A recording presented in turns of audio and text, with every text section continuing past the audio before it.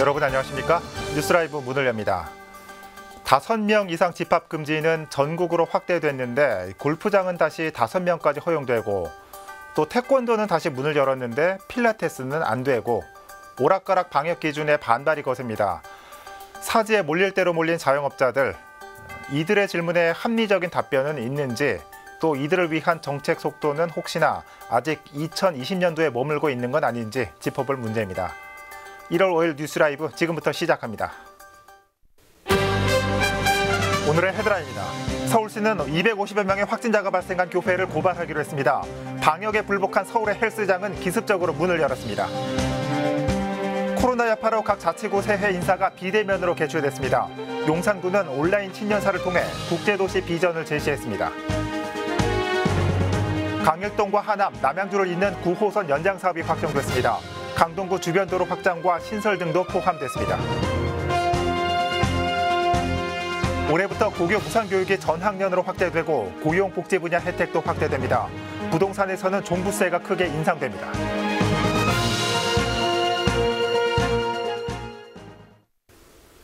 서울시가 택시 운전기사 7만 5천 명을 대상으로 오는 8일까지 전수조사를 완료할 예정이라고 밝혔습니다.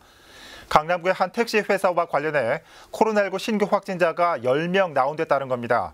관련해서 취재기자와 얘기 나눠보겠습니다. 이재용 기자. 네, 보도국입니다. 네, 신규 확진자 가운데 택시 운전기사가 몇 명이나 있습니까? 네, 서울시는 지난달 23일부터 법인 택시 2만 6천 명과 개인 택시 4만 9천 명을 대상으로 전수조사를 진행하고 있는데요. 지금까지 강남구 택시회사 관련 확진자 중 8명은 운전사, 2명은 직원으로 확인됐습니다.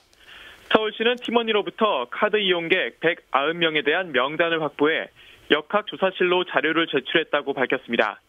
현금 이용객은 지금까지 26명이 집계됐는데 소재 파악은 아직 안 된 것으로 알려졌습니다.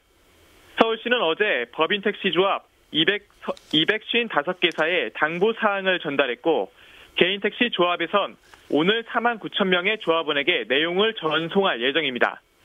당부사항엔 인후염과 발열 등의 증세가 있으면 즉시 운행 중단과 배치 금지, 확진자가 발생하면 시택시 물류과로 연락하라는 내용이 담겨 있습니다.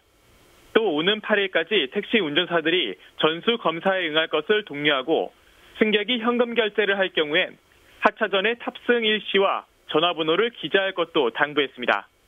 다만 택시와 달리 버스는 현금 탑승 대상이 적용되지 않았습니다. 여기에 대해 서울시향 관계자는 버스의 경우 운전자와 승객 간의 거리가 있고 현금 이용률이 적다고 답했습니다. 한편 서울시는 지난달 21일부터 31일까지 버스 운전자 2만 1,000명을 대상으로 전수조사를 진행했는데요. 총 17명의 확진자가 나왔습니다. 그렇군요. 한편 다른 한쪽에서는 헬스장 업주들의 줄지은 방역조치 불복 시위가 이어지고 있다고요? 네, 헬스장 등과 같은 실내 체육시설에는 현재 집합금지 조치가 내려져 있는 상황인데요. 여기에 대해 반발하는 움직임이 확산되는 모양새입니다. 방역수칙을 지키면서 정상 운영을 하는 곳이 나오고 있는 겁니다. 예컨대 오성영 전국 헬스클럽 관장협회장은 SNS에 방역수칙을 지키면서 정상 오픈합니다라고 글을 올렸습니다. 또 지금이라도 짧고 굵게 가든지 아니면 운영 금지 때린 수도권 자영업자들 모두 다 정상으로 돌려놔라라고 강조했습니다. 아무래도 방역 지침의 형평성 논란은 당분간 이어질 것으로 보입니다. 네. 자, 마지막으로 코로나19 발생 상황 짚어주시죠. 네, 오늘 새벽 0시 기준으로 국내 코로나19 누적 확진자 수는 총 64,979명입니다. 어제보다 715명 늘어났습니다. 사망자 수는 1,007명입니다. 서울의 누적 확진자 수는 어제보다 199명 더 늘어난 23,338명입니다. 사망자 수는 지금까지 204명입니다. 어제 발표된 정례 브리핑에 따른 서울의 주요 발생 누적 현황은 송파구 교정시설 관련이 1,084명, 구로구 요양병원과 요양원 관련이 210명, 강북구 아동시설 관련이 16명입니다. 지금까지 코로나19 소식 전해드렸습니다. 네, 이재용 기자 수고했습니다. 코로나19 발생 상황 살펴봤습니다. 구로구는 신종 감염병의 지속적 발생에 대응하기 위해 지역보건과에 감염병 대응팀을 신설했습니다. 감염병 대응팀에서는 코로나19 등 신종, 급성 감염병에 대한 대응, 역학조사를 맡게 됩니다. 이를 위해 군은 오는 3월 1일까지 기간제 근로 형태로 역학조사관 2명을 신규 채용할 예정입니다. 한편 기존 감염병 예방팀은 방역관리팀으로 명칭이 변경됐습니다. 더불어민주당 소속 송파 구의원이 숨진 채 발견됐습니다.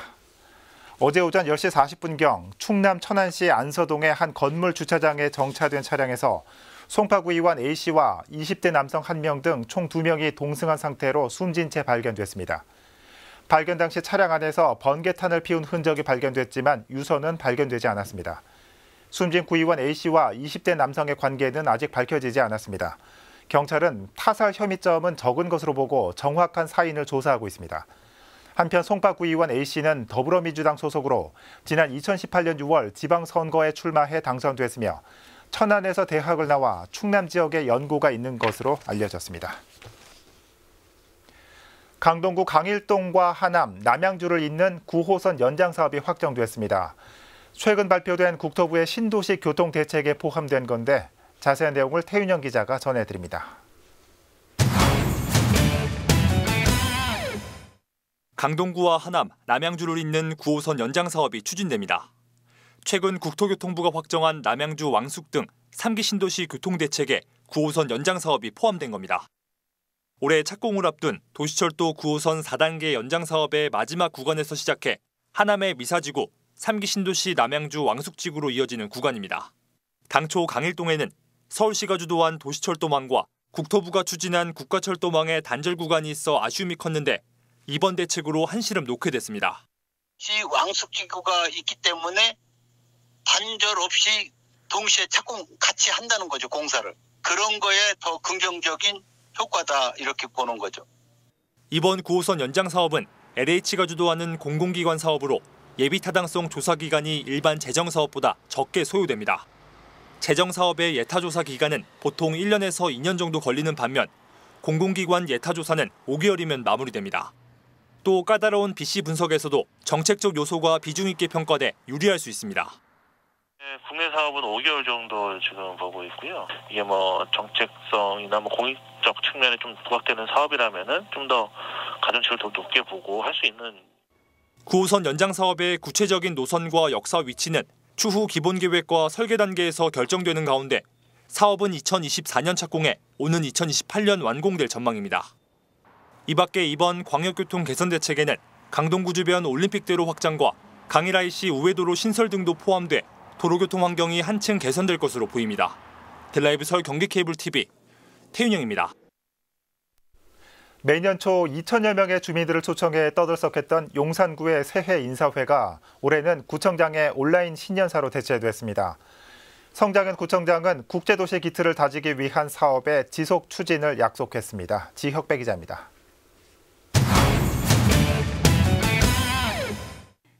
용산구의 새해 인사회가 랜선으로 선보였습니다. 코로나19에 따라 구청장의 신년사를 용산구청 인터넷방송 SNS 채널로 방송한 겁니다. 먼저 온전한 용산공원 조성에 힘쓰겠다는 포부입니다. 지난해 미군 숙소 개방에 이어 최근 6개 부지의 추가 반환이 결정돼 공원 조성이 급물살을 타고 있기 때문입니다. 앞으로도 용산공원이 후대에 부끄럽지 않는 세계 최고의 공원으로 조성이 될 수 있도록 우리 용산의 역할을 다해 나가겠습니다. 신분당선 연장과 GTX A, B 노선, 남북 교류를 위한 철도 연결을 미리 준비해 동북아 평화와 세계 경제, 교통의 중심지로 도약을 위한 구상도 밝혔습니다. 또 용산역 전면에 광화문 광장을 뛰어넘는 용산 파크웨이 조성, 대규모 지하 쇼핑센터 건설, 주택 재개발 사업의 차질 없는 추진을 다시 한번 확인했습니다. 여기에 이봉창 역사올림관에 이은 용산 근현대사 박물관 건립과 역사문화특구 지정 사업까지 코로나19의 어려움 속에서도 미래 100년을 향한 기틀을 마련하겠다는 약속입니다. 봄을 이기는 겨울이 없듯이 따뜻한 봄날은 끝내 우리들에게 돌아올 것입니다. 조금만 더 힘을 내주십시오.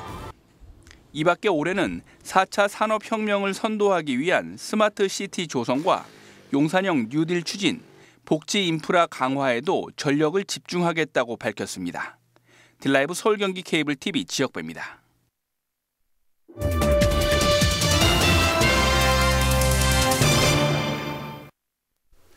올해는 우리 생활 전반에서 많은 변화가 있을 전망입니다.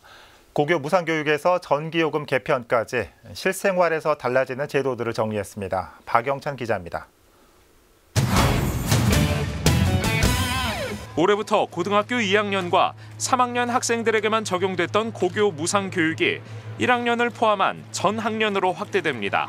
지난해보다 40% 늘어난 9,431억 원의 무상교육 예산을 토대로 올 신입생부턴 입학금과 수업료, 교과서비 등 학비 부담이 줄어들 전망입니다. 생활 안정을 위한 대책도 추진됩니다. 최저임금의 경우 지난해 대비 1.5% 오른 8,720원으로 인상되고 소득에 따라 차등 지급됐던 노인 기초연금은 만 65세 이상인 소득 하위 70% 국민 모두에게 월 최대 30만 원이 지급됩니다.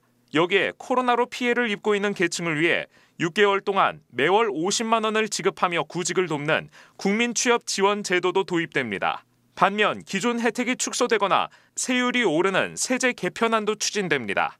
전기요금에선 LNG와 석탄 등 원자재 가격의 국제 시세를 주기적으로 반영하는 방식의 연료비 연동제가 도입되는 한편 친환경, 신재생 에너지 활성화를 명목으로 기후 환경과 관련된 요금이 신설돼 4인 가구 기준 매월 최대 1,700원가량의 전기세 부담이 늘어날 전망입니다. 전기차와 하이브리드 차량 등에 적용됐던 세제 감면 혜택도 축소되거나 폐지됩니다. 하이브리드 차 취득세 감면 한도가 종전 90만 원에서 40만 원으로 축소되고 전기차를 살 때 받을 수 있었던 구매 보조금 기준액은 기존 800만 원에서 700만 원으로 줄어듭니다. 단 코로나 사태 장기화로 인한 소비 심리 둔화를 막기 위해 자동차와 전기차에 대한 개별 소비세 인하는 각각 내년 상반기에서 2022년까지 연장됩니다.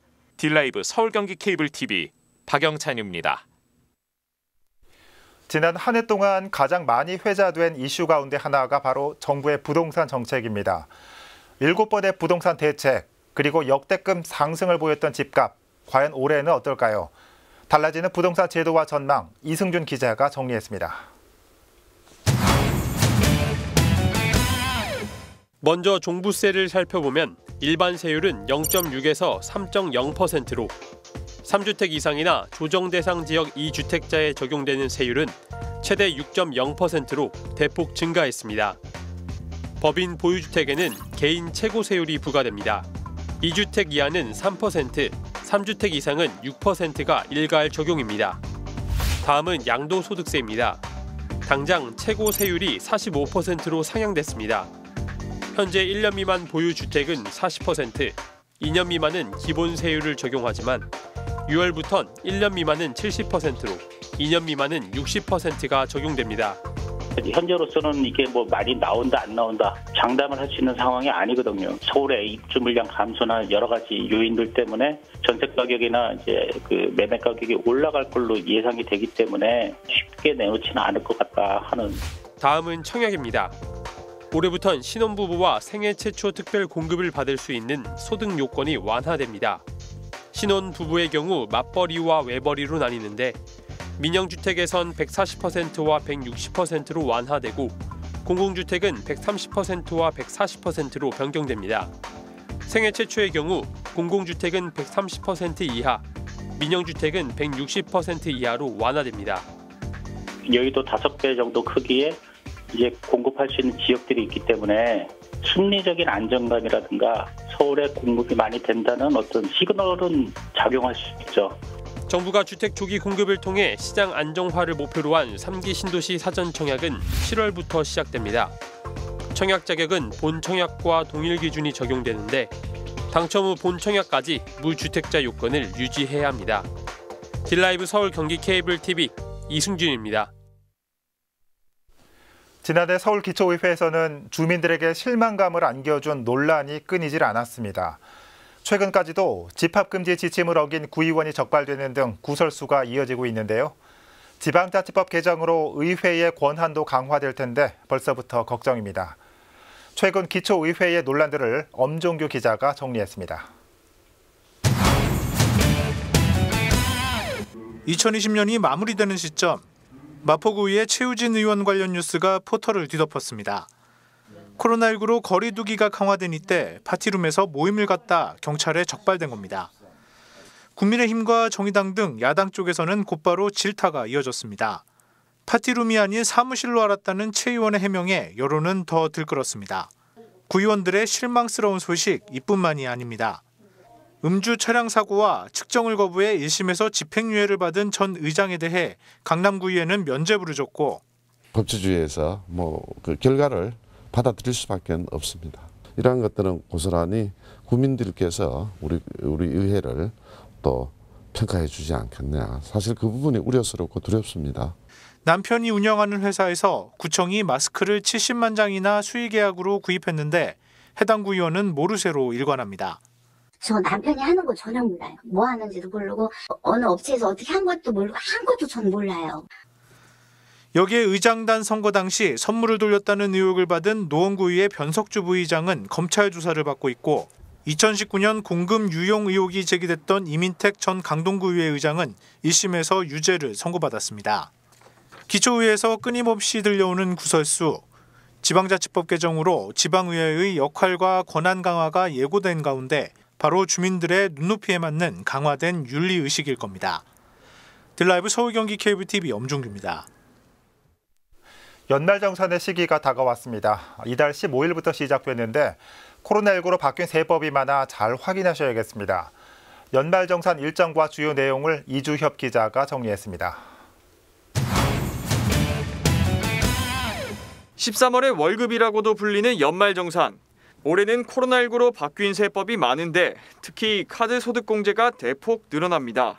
월마다 다르게 적용되는데 3월에는 항목별로 30에서 최대 80%가, 4월에서 7월에는 모든 항목에 대해 80%가 공제됩니다. 또 소득공제 한도도 총 급여 구간에 따라 30만 원씩 늘어납니다. 여기에 전통시장과 대중교통, 도서, 공연 등 문화 분야 사용분에서 각각 100만 원씩 모두 300만 원을 더 공제받을 수 있습니다. 세액공제 대상 연금계좌 납입 한도도 3년간 한시적으로 늘어나는데 50세 이상이면서 총 급여액이 1억 2천만 원 이하면 납입 한도가 400만 원에서 600만 원으로 늘어납니다. 생산직 근로자의 경우 연장 근로수당 등과 같은 비과세 여건 중 직전 연도 총 급여액 기준이 2,500만 원에서 3천만 원 이하로 완화됐습니다. 소득세 감면 대상도 확대돼 창작 예술업 등 여가 관련 서비스업 근무자도 소득세 감면 혜택을 받을 수 있습니다. 또 소득세 감면 혜택을 받을 수 있는 경력 단절 여성으로 인정되는 사유에 결혼과 자녀 교육이 새롭게 추가되고 경력 단절 기간도 퇴직 후 15년까지 연장됩니다. 배우자 출산 휴가 동안 지급된 급여가 올해부터 비과세 근로소득으로 포함돼 총 급여액에 포함되지 않습니다. 이번 연말정산부터는 기존 공인인증서 제도가 폐지되면서 민간회사 사설인증서를 이용할 수 있습니다. 1월 15일부터 한 달간 국세청 홈택스 홈페이지 연말정산 간소화 서비스를 통해 공제 증명자료를 확인하실 수 있습니다. 특히 그간 근로자가 직접 수집하던 공공임대주택 월세와 안경구입비, 실손 의료보험금과 긴급재난지원금 기부금 내역이 올해부터는 국세청에서 일괄 수집해 제공하니 간소화 서비스에서 제공하지 않는 다른 항목의 증명자료만 모아 제출하면 됩니다. 최종 공제 신고서 제출 기간은 2월 1일부터 말일까지 한 달간입니다. 국세청은 1월 15일부터 챗봇 상담 서비스와 유튜브 채널을 통해 연말정산 안내 영상을 제공할 계획입니다. 딜라이브 서울경기 케이블TV 이주협입니다.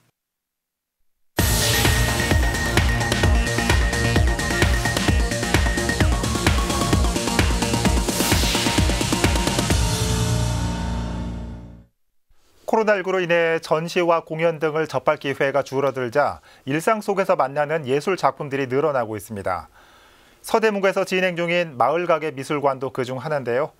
카페와 음식점 등의 미디어 아트를 설치해 사람들의 눈길을 끌고 있습니다. 보도에 조성엽 기자입니다. 남과저동의 한 떡가게 앞, 통창에 설치된 TV 모니터에서 영상이 재생됩니다. 그 밑엔 작품명이 쓰여 있습니다. 윗 공간은 더 다채롭습니다. 모니터마다 예술가적 상상력을 더한 이색적인 작품들이 자리하고 있습니다. 노동이 부여하는 사회적 지위와 의미, 개인적 만족을 표현하는가 하면 마법 같은 현실이 사라짐을 충고하기도 합니다. 문화적인 혜택이나 이런 것들이 여유로운 사람들의 전유물처럼 이렇게 어디 찾아가서 보고 막 이런 걸로 되어 있는데 실제는 그러지 않을 수도 있는 좋은 어떤 제안인 것 같아서 시기가 좀 어렵지만 또 이 어려운 시기에 가까운 데에서 이렇게 보고 즐기고. 이름하여 마을가게 미술관이 개관했습니다. 카페와 음식점, 안경원과 동물병원 등 20여 곳의 마을가게에 미디어 아트를 설치했습니다. 코로나19로 인해 작품을 전시할 기회도 접할 기회도 줄어들자 고안한 방법입니다.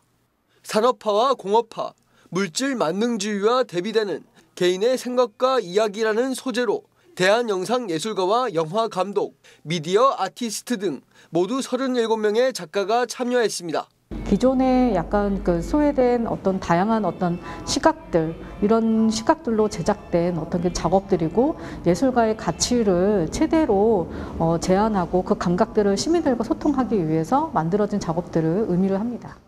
마을가게 미술관은 1월 23일까지 계속됩니다. 또 대한영상예술 홈페이지에 온라인 상영관을 통해서도 확인할 수 있습니다. 딜라이브 설경기 케이블 TV 조성엽입니다. 성북구가 국토교통부가 주관한 지적민원 우수 사례 경진대회에서 권익위원장상을 수상했습니다. 구는 한지붕 2개동 반세기 만에 하나로라는 고층 민원 처리 사례를 발표해 국토부로부터 높은 평가를 받았다고 밝혔습니다. 한지붕 2개동 반세기 만에 하나로는 법정동과 행정동이 불일치에 발생했던 주민 불편을 해소한 것으로 불합리한 경계를 실생활 권역에 맞게 조정한 사례입니다.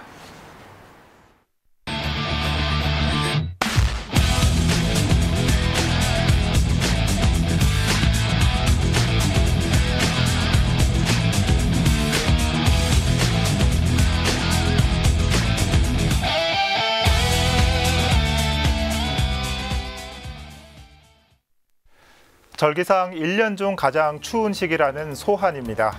오늘은 그리 춥진 않지만 내일부터 며칠간 최강 한파가 이어집니다. 야외 활동하시는 분들, 특히 임시선별검사소 의료진이나 검사 받으시는 분들 모두 방역과 방한 대책까지 꼼꼼히 세우셔야겠습니다. 뉴스라이브 마칩니다. 시청해 주셔서 고맙습니다.